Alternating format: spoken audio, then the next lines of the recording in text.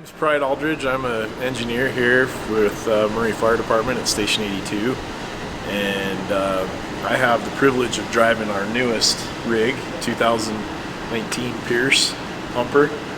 And I was trying to think about some things that I really liked about this, and the number one thing that keeps popping into my head is how smooth it rides. Go out on a call up here on the east side of 82, and my captain, when we get there, he sets his coffee up on the dashboard, and I don't even notice. We go in the house. Well, it ends up that Ralphie, our captain, drives the ambulance to the hospital, doesn't say anything to me, and I get in the engine and follow the ambulance to the hospital. I get there and I get out of the truck, and Ralphie goes, "Hey, you passed the test." And I was like, "What's that?" And I look back and the coffee's still sitting there on the dashboard. So I'd like to take the credit for it, but I'm pretty sure it was mostly the truck. It's got the TAC 4 suspension. It's been out for a while from Pierce, but I think they keep rebooting it because this one's much better than our previous truck that had the same suspension. So our previous engine had the side mirrors off the A-pillar here. These ones connect to the roof and they come down. I've heard them called bug. I don't know what Pierce calls them, but I've heard people call them the bug eyes. But these mirrors, I like them much better than the A-pillar mirrors. First off, you've got this mirror here that gives you so you can see your front bumper. So if you're pulling up on something, you're getting close to a car or a fence, you can see exactly where your front bumper is without having to lift your butt off the seat and try to look. These do give you a different location. I've heard people complain that they give you a blind spot. Well, every mirror has a blind spot. These ones are in a different location, and in my opinion, it's a little bit easier to work around that blind spot, and it gives you better visibility. The other issue I've heard them complain about is vibration. I don't know what other I've heard another fire department in the valley complain they don't use these mirrors because of vibration. I haven't seen that on these. I can see just fine out of them. They claim that when you're at idle, these mirrors were vibrating so much they couldn't see out of them. I haven't noticed that. I don't know if it's because our power plant's a little smoother, but I don't see any vibration. I can see down the side of the truck a little better, and I can see my front bumper. So I think these mirrors are much better than the A-pillar mirrors. You can easily stand up, 6-foot guy can stand up in the back of the cab. The light on this, being an engineer in tight places at night can be difficult and hard to see. And the lighting on this is better than any of the rigs we have. This and the 2016 are basically the same. And it has a nice big fog light up at the top.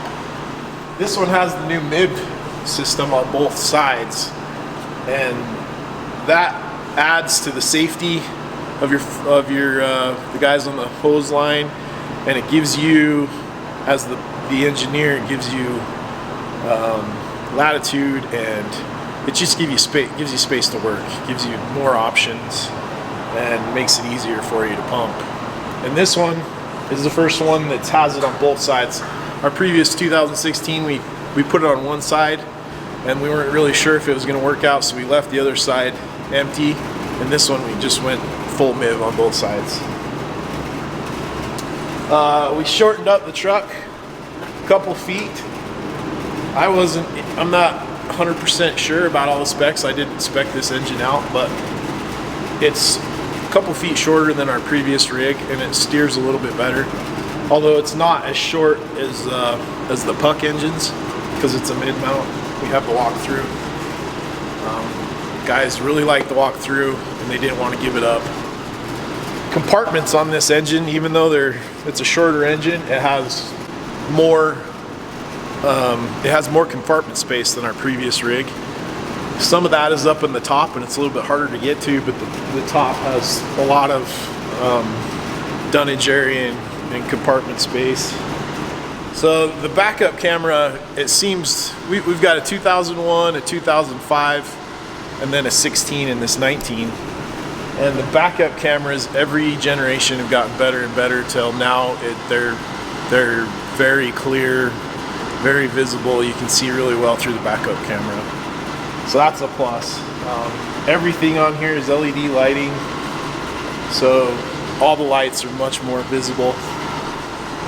We have a lot more storage on the side. I haven't decided if it's necessary, but we carry almost twice as many bottles on this truck rig than we do on the other rigs. We have webbing on all the hose beds, and apparently that is an FPA requirement. It slows you down a little bit, but it gives you a little bit of confidence that you're not going to drop your hose bed on the freeway. The front end of this, all of our rigs, we spec a bumper line, and it's excellent for car fires. That's where we use it. It's bread and butter. We just used it last week.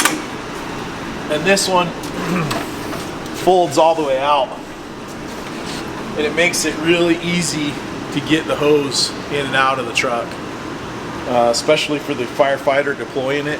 It just comes right out, and you only got 100 feet, hit the car fire. We talk about the pump panel.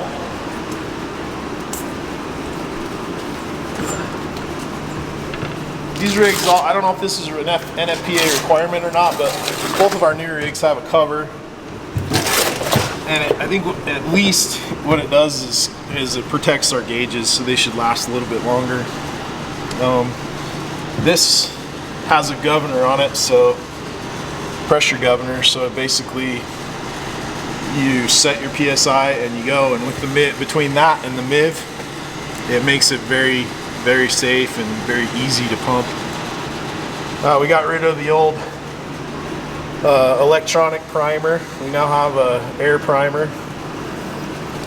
It's got the old engine cooler, recirc line. It's cold enough. It gets cold enough here in the valley that you can freeze the pump, or you can freeze your hose lines. So this real blowout, it just uses the air pressure from the engine to blow that line out. So you just have to open up the valve, or open up the valve on the nozzle, blow that reel out. This has, on our 2016 and this one, it has a larger tank to pump. So we can actually flow 600 gallons a minute out of our deck gun. Previously, we could only get 400 gallons a minute. So we can empty this tank in just under a minute if we chose to. That actually came into play on here on B shift at the Brittany Apartments. They had fire coming out the window, and the captain chose to do a blitz attack, and I think that really helped out having that extra flow.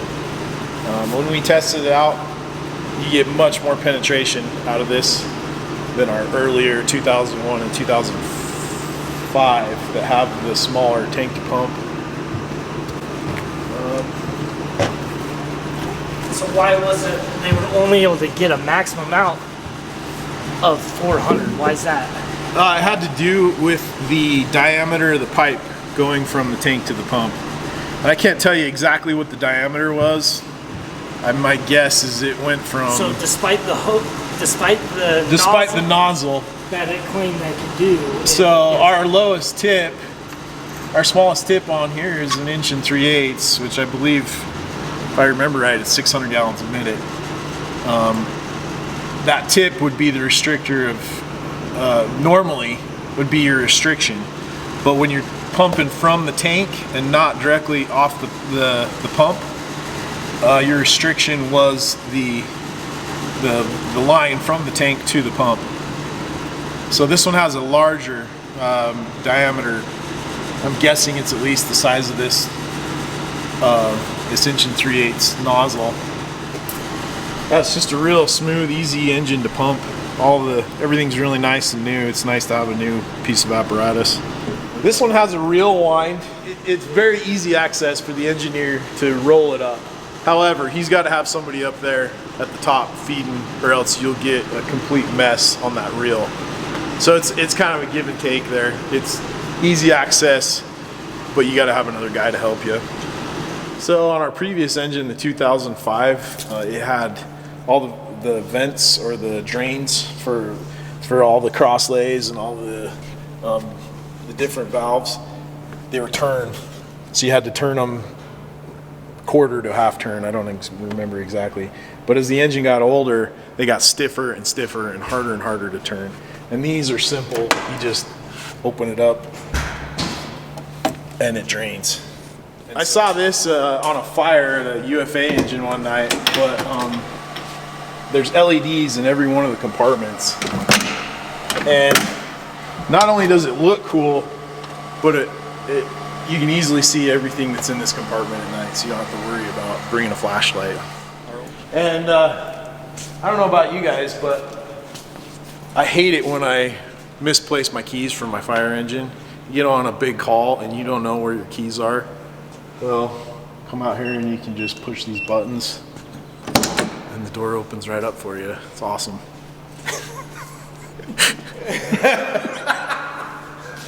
The cab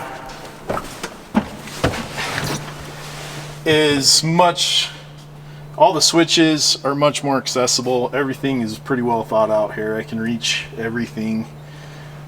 The pump shift is up here. It's a little bit nicer to get to, but just the way the cab's set up, it's really comfortable. Right here is similar to these, but if you stepped on it, it was likely to pull the bolts right out of the sheet metal. So they had to say, do not step on this bar. And I don't even know why it was there, because we didn't really need it, so they removed it from this truck, and you just have to step on the hose bed.